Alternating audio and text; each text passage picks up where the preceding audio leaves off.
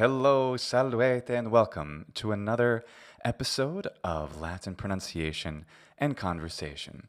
And today we're going to talk about ways to say how to move.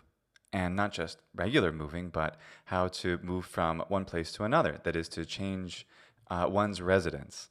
And there are a couple idiomatic expressions that exist that I rather like. And there's also a regular verb, and they're right here. Solum vertere, lares transferre. Those are idiomatic expressions, and simply migrare can also handle that same meaning. So solum, what is solum? Solum is soil, dirt, earth. Could be land, even a homeland, but also means the floor. And so solum, that's of course where the word soil comes from, as well as the sole of the foot.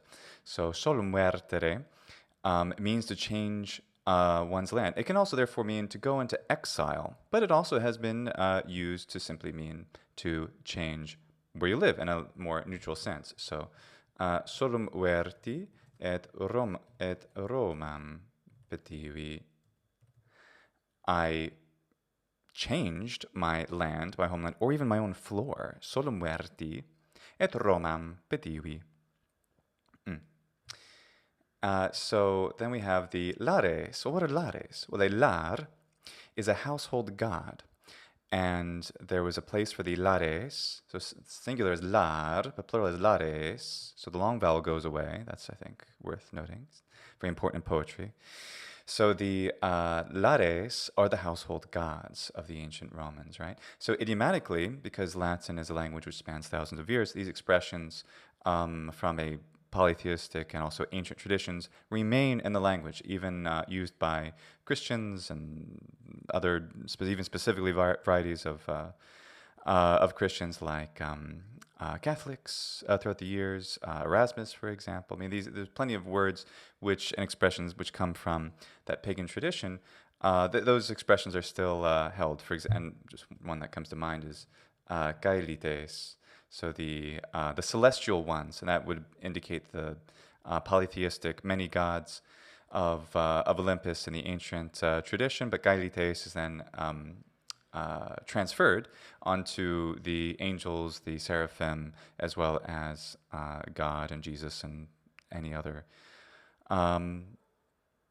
divine aspects of the religion. So it's interesting that we have these ancient expressions, these lares, even though nobody, to my knowledge, has lares anymore. We still use this wonderful idiom, lares transferre. So transferre is to transfer, which is easy enough. But did you know that transfer and translate are the same thing? Oh, yes. And it's also something that can be turned.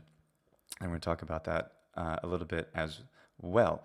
So the verb here, the root verb here is ferre, so ferro, but in the present tense. So aimu, ferro, fers, fert. It's an irregular verb. Fers, fert. I love irregular verbs. They're so lovely. Now, that's the present infinitive. The perfect infinitive is tulisse, tulisse. And that means tuli is I have transported, I have carried something. Transferre, so we can just put trans. Why is it a long A? Because it's in front of N plus S, and that's a regular rule in Latin. So trans tulisse, so trans tuli, I have transferred. So I could say lares trans tuli Romam, to Rome. Lares trans tuli Romam. And if you're not familiar with this rule, when you go to a city, that city's name is in the accusative case. That is, if it doesn't have another identifying word like oppidum or urbem or something, then you could use a preposition. But without it, this is one of the forms of, we use this for cities, and the word for the house, which is domum. So if I want to go home, it'll just be domum, not ad domum, just domum. And domi, I'm at home, looks like the genitive. And so Romam, Romae, I am in Rome. Romae sum, I am in Rome. But lares trans tuli Romam. Now, why is there a long vowel in the singular? Well, another example which might be useful here would be the word er in Greek. So aeros. So we have a long A, but then it becomes a short A. What's going on here? The reason is that and this is also true of the word lar, right? So lar and then laris, respectively. So what's going on with these examples is essentially that, so lar, and yet laris, is that in some kind of archaic version of the language, the nominative was lars. Now you have a long syllable, but that somehow the S got assimilated into the R, so you have like a lar. And then where there's a simplification of that double lar into a simple lar, but then the syllable is still long, and because syllable length is so absolutely essential in the language, that the syllable length needs to be maintained. So that's called compensatory lengthening. And this is, so as you know, these are a mix of kind of surface level useful expressions or phonology bits, as well as some of the more in-depth stuff. You can just, if you're new, you can just ignore the more in-depth stuff for later. But I like to try to make these videos appealing to a broad audience, not just to beginners, but to more advanced learners or to people who are very interested in some of these particular aspects. So that's why it's lar, that's why it's aer, and of course Latin is aer is Latin as well. That's why it's aeris, taken directly from Greek, and that appears to be the reason. That's one linguistic theory, and I believe that's well accepted, though I haven't researched it lately. And the other thing to say about transferre is that, of course, latus, latum, lata is the past participle, past perfect participle, so translatum, translatus. And so we have two words. We have allotropoi. We have a dual borrowing from Latin of transfer and translate. And they're actually the same word in Latin. So, for example, the past passive infinitive, so translatum esse. So transferre, to transfer. Transtulisse, to have transferred. Translatum esse, to have been transferred. And those are three infinitives, right? And so translate and transfer are from these two different tenses. They have different roots because it's an awesome verb and it's cool when the verbs like go and went. They also have different roots, right? And that's a really cool aspect that Latin has in some words and English and other languages. And I find it really cool. So so we could even say, ablative absolute. So ladibus translatis Romam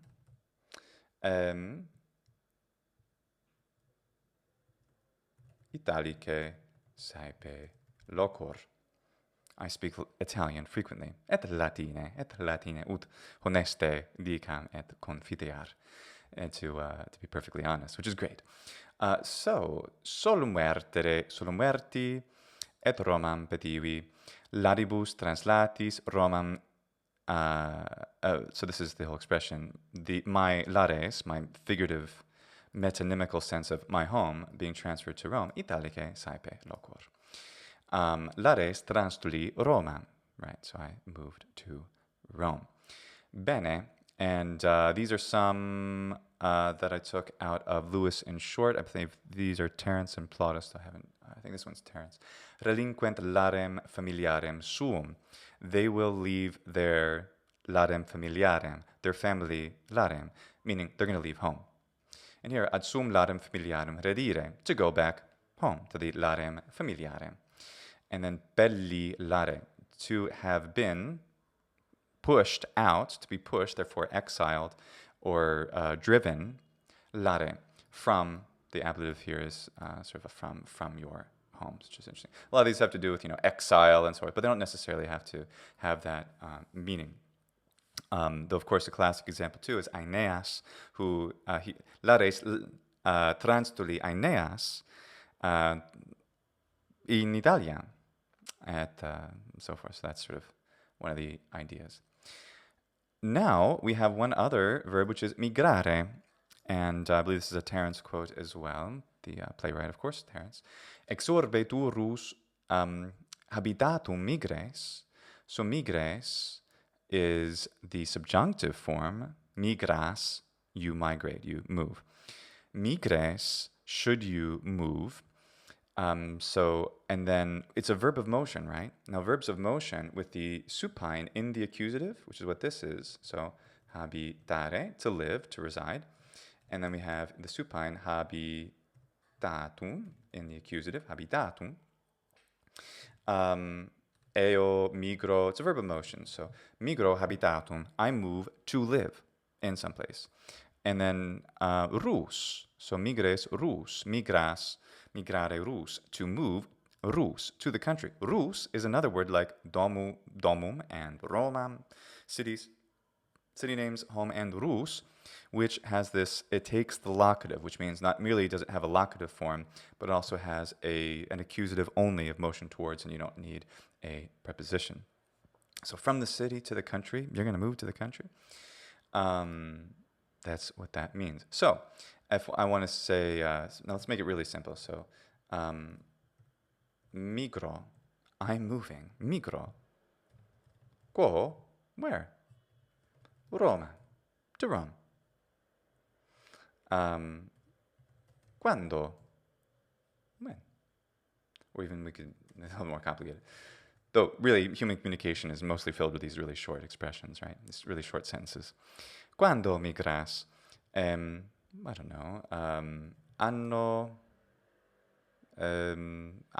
prossimo, anno venturo, prossimo, or I don't know, maybe mense prossimo, migro, or migro, or even migrabo. The present tense can have the weight of the future sometimes, but maybe maybe we'll make these future just for the sake of it. So migrabo, I'm gonna move. Migrabo. Quo? Roma. Quando migrabis? Quando migrabis? When are you gonna move? Anno prossimo. Mense prossimo. Mense venturo. Venturo. Venturus. This is the future participle, right? So this is venire, ventus, and then venturus. So the coming month or year or day or week, whatever you want to use. There you go. There are some ways to say how to move. I would love it if you give some of these a try and write add some comments and see if they work. When is so? Quando, maybe we've all probably moved in our lives sometime. So quando migravisti, unde, from where, quo, whither, to where, and yeah, see if you can tell me a little bit about times you have moved in Latin. So thanks so much, and valete.